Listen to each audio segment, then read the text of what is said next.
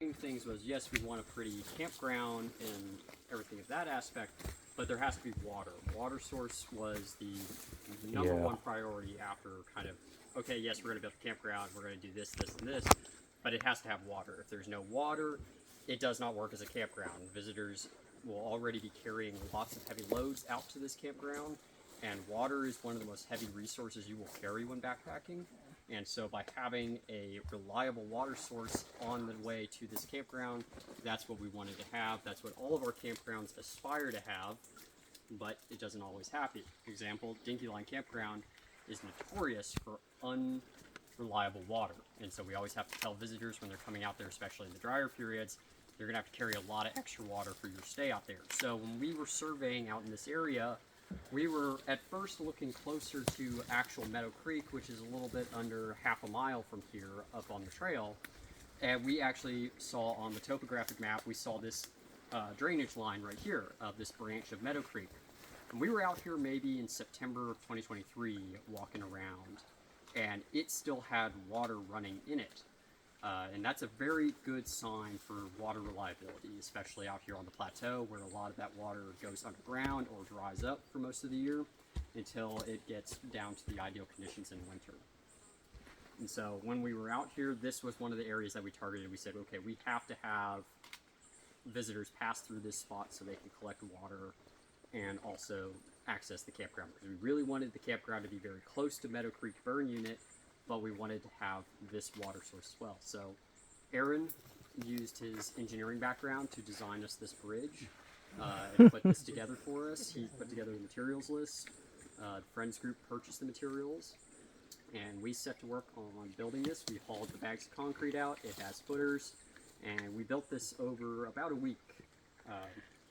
This allows us to have an excellent bridge for accessing the campground that's going to last for a very long time.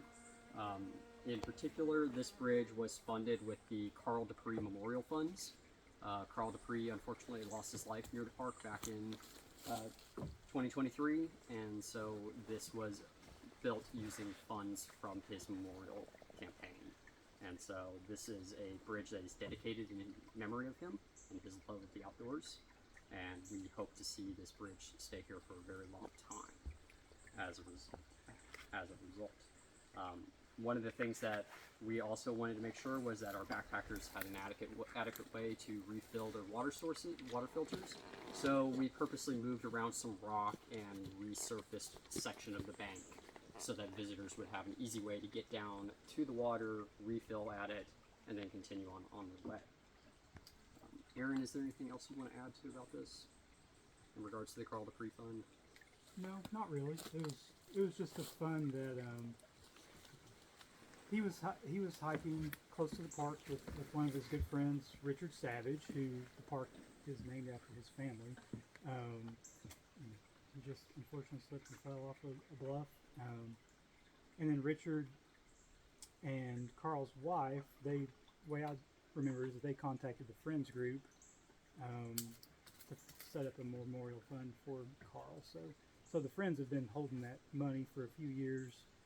And I was just trying to think of a worthwhile project to use it on. I wanted to use it on something that tangible that we could put a plaque on that people could see, you know. And this just seemed like the right thing to use it on. Carl loved to. Richard Savage has a special permit to explore in the park.